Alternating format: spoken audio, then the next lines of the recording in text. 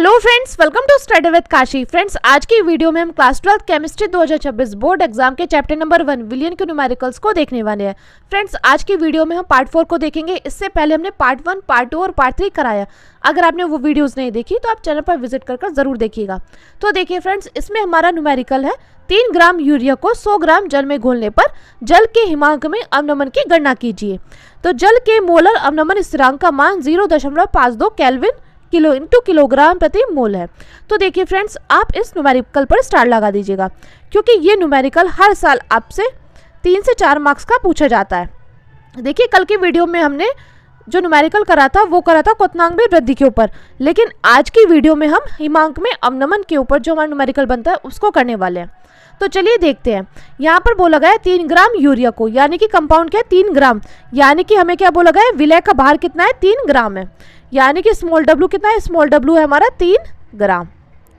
अब देखिए आगे क्या बोला गया है, आगे बोला गया है यूरिया को 100 ग्राम जल में घोलने पर।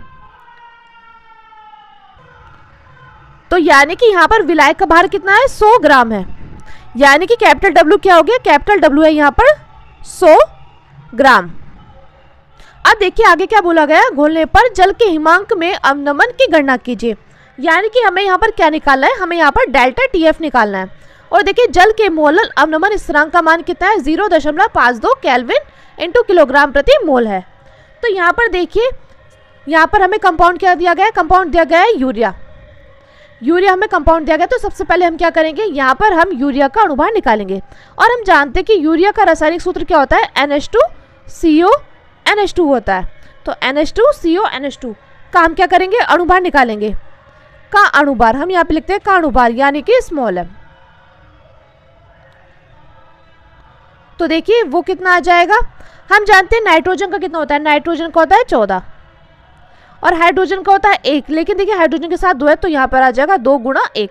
प्लस कार्बन का कितना होता है, कार्बन का होता है 12 और प्लस ऑक्सीजन का कितना होता है, ऑक्सीजन का होता है हमारा 16। और इसी प्रकार नाइट्रोजन का हमारा 14 होता है और हाइड्रोजन का होता है 2। तो देखिए जब हम इसको ऐड करेंगे 14 plus 2 plus 12 plus 16 plus 14 plus 2 तो कितना आ जाएगा, ये आ जाएगा 44 प्लस 16 और 44 और 16 को जोड़ेंगे तो कितना आ जाएगा, ये आ जाएगा 60, यानी कि हमारा तो यहाँ पर यूरिया का अणुभार कितना निकल कर आया है, 60 निकल कर आया है।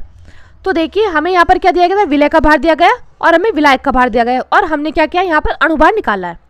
अब देखिए क्या क्या चीज़ हमें क्वेश्चन में गिवन है। तो देखिए यहाँ पर बोला गया हमें हिमांक में अवनमन की गणना करनी है, यानी कि हमें क्या निकालना है, हमें यहाँ पर डेल्टा टीएफ निकालना है। तो क्या पूछा गया हमसे पूछा गया डेल्टा टीएफ। और देखिए और हमें क्या दिया गया, हमें दिया गया है मोलर अवनमन स्थिरांक। तो वो कितना दिया गया है, KF। तो KF कितना दिया गया है, KF दिया गया हमें, KF बराबर 0.52 केल्विन इंटू kg प्रति मोल, ये हमें दिया गया है।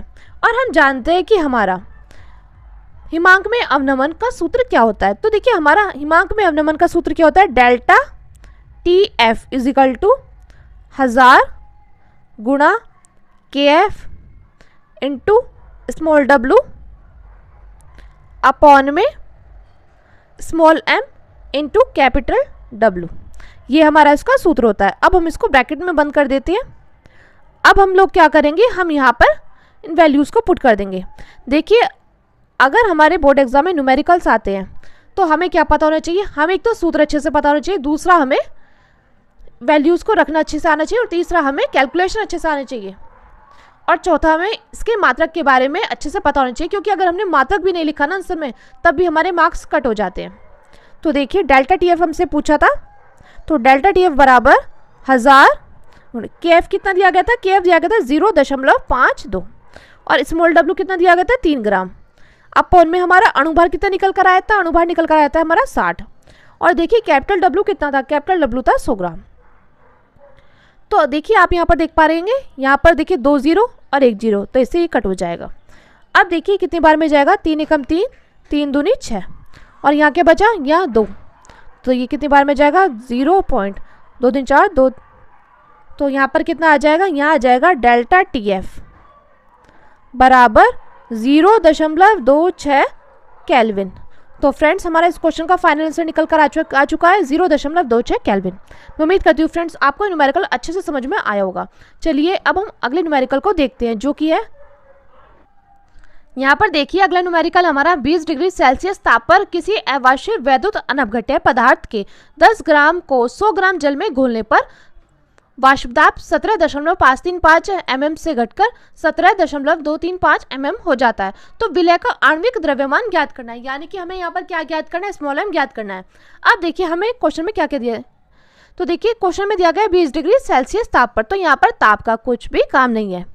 और देखिए फ्रेंड्स ये क्वेश्चन हमसे राउल्ट के नियम पर आधारित पूछा गया है, तो आप इस क्वेश्चन पर भी स्टार लगा लीजिएगा क्योंकि मोस्ट इंपॉर्टेंट क्वेश्चन है। और देखिए ये क्वेश्चन आपसे डायरेक्टली 4 मार्क्स का पूछा जाता है। तो देखते हैं हमें इसमें वैल्यू क्या क्या दी गई है। यहाँ कहा गया है कि ताप पर किसी अवाष्य वैद्युत अनवघट्य पदार्थ के 10 ग्राम, तो 10 ग्राम क्या है, यहाँ पर 10 ग्राम है हमारा विलय का भार, तो वो कितना है 10 ग्राम।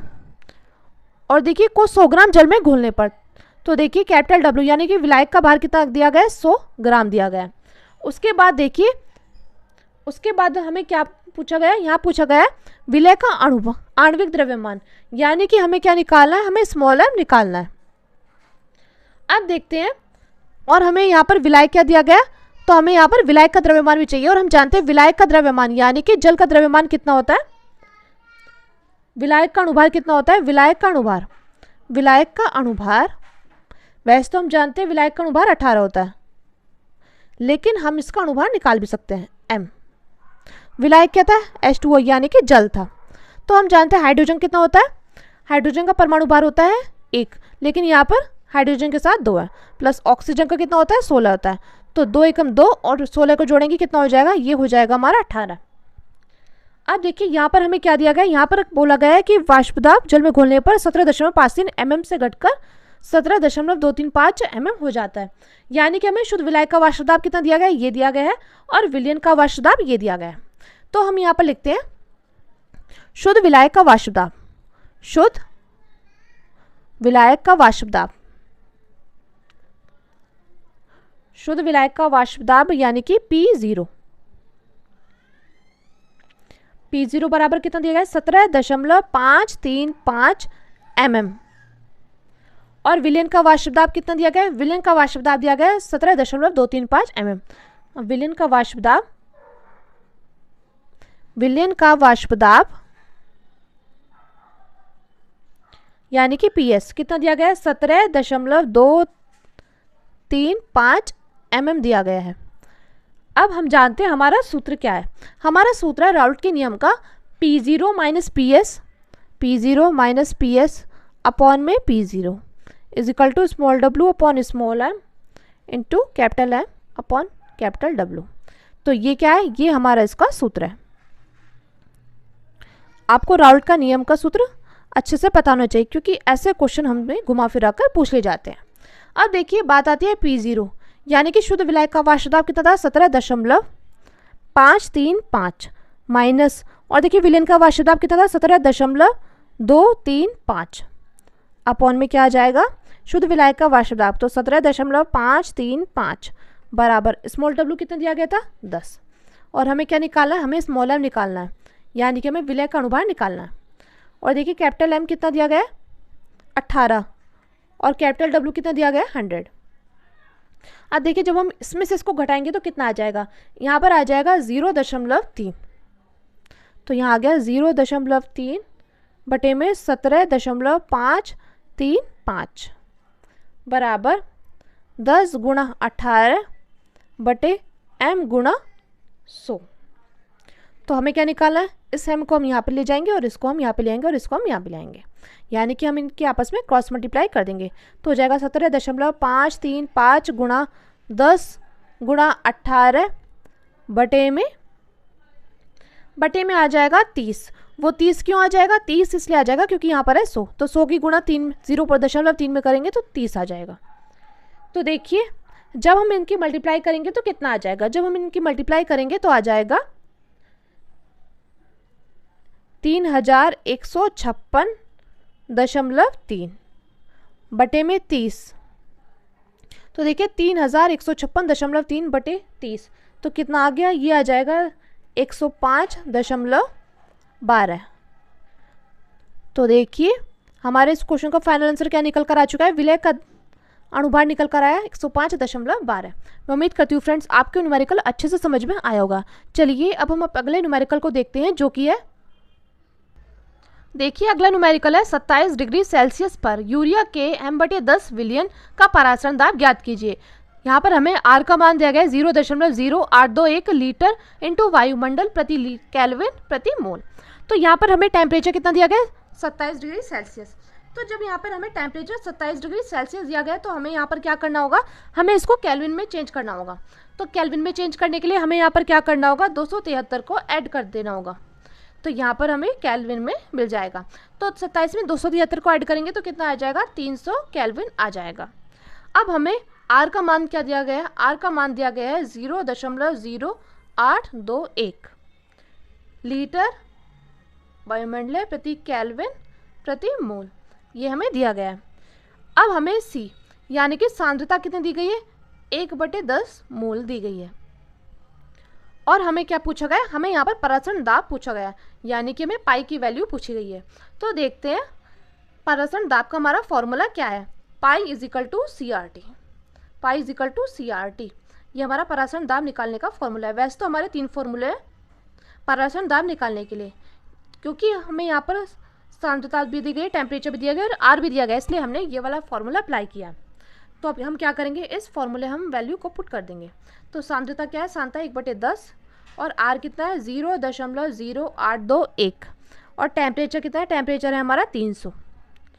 तो इस 0 से ये 0 कैंसिल हो जाएगी और जब हम 0.0821 की 30 में गुणा करेंगे तो कितना आ जाएगा, ये आ जाएगा हमारा 2.4 ATM, यानी कि 2.4 वायुमंडलीय। तो ये हमारी किसकी वैल्यू निकल कर आ गई है, परासरण दाब की वैल्यू निकल कर आ गई है। तो यही फ्रेंड्स हमारे इस क्वेश्चन का फाइनल आंसर है। मैं उम्मीद करती हूँ फ्रेंड्स आपको ये न्यूमेरिकल अच्छे से समझ में आए होंगे।